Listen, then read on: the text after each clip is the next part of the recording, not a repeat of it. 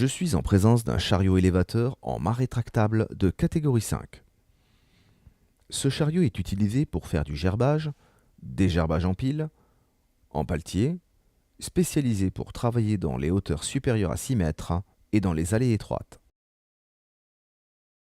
Le chariot est accompagné de 4 documents: le carnet d'entretien, le carnet d'utilisation, le certificat de conformité européenne et la visite générale périodique. Ici, ma VGP est valable jusqu'au 7 juin 2018.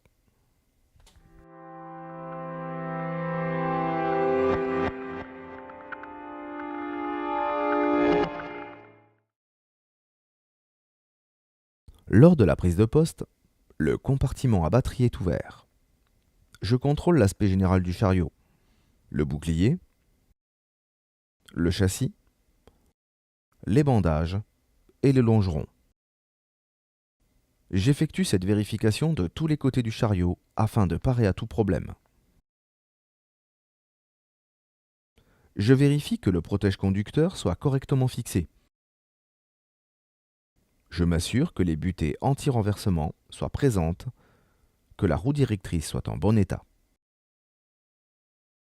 Je m'assure qu'il n'y ait pas de corps étranger dans le compartiment à batterie. Je contrôle l'état des fourches. Il ne doit pas y avoir de fissure sur le talon. Les goupilles de sécurité doivent être convenablement enclenchées. Je vérifie le graissage du tablier.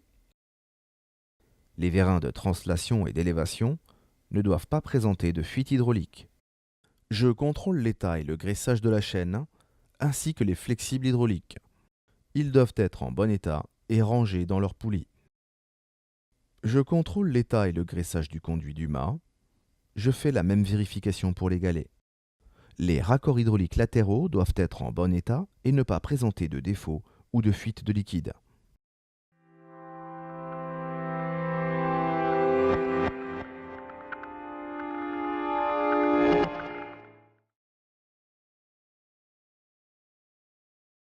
Avant de contrôler ma batterie, je m'équipe de lunettes et de gants pour me protéger de l'acide.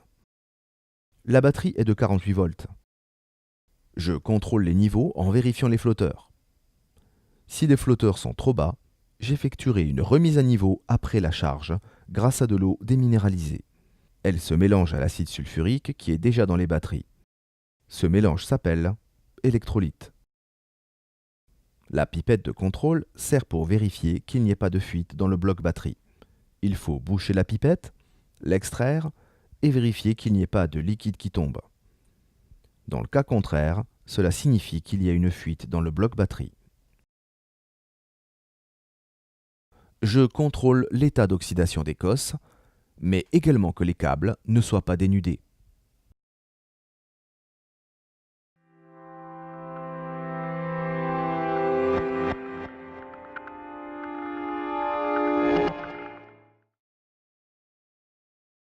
Lors de ma prise de poste, je m'équipe de la ceinture de sécurité.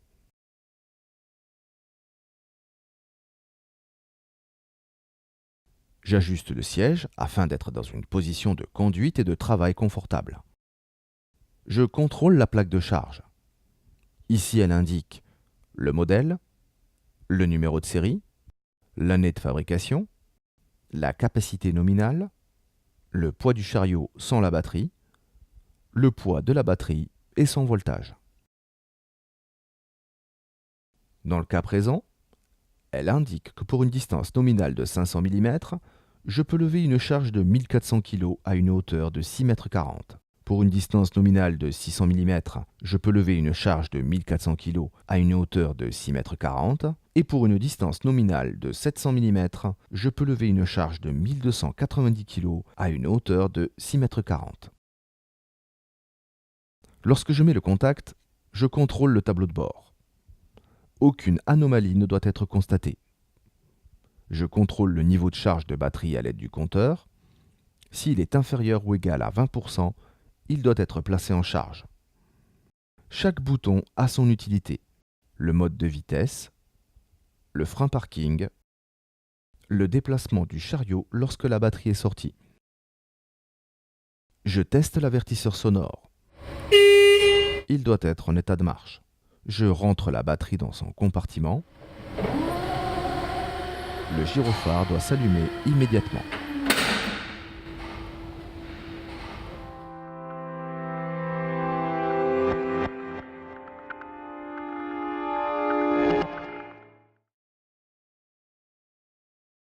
J'effectue les vérifications au bon fonctionnement des fourches.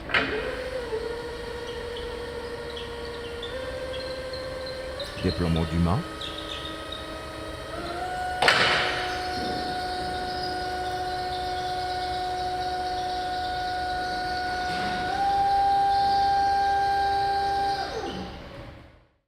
Inclinaison avant et arrière.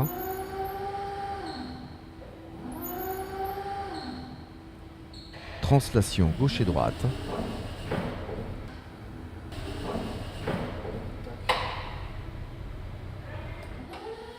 Le vérin de sortie et de rétractation du mât.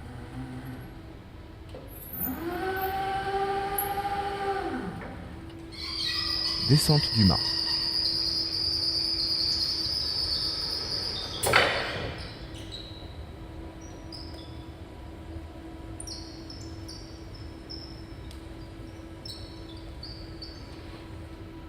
Je contrôle le comportement du chariot élévateur. En marche arrière, au freinage.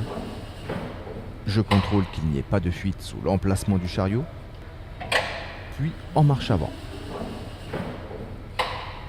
Je teste le frein parking. J'effectue les déplacements de test.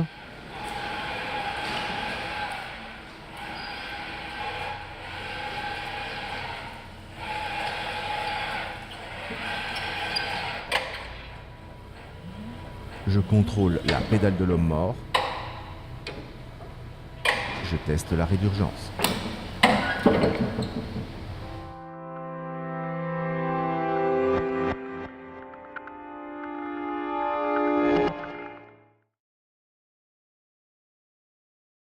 Lorsque le niveau de la batterie devient trop bas, proche des 20%, il est nécessaire de le recharger. Je retire les broches électriques de la batterie pour les connecter à celles du chargeur.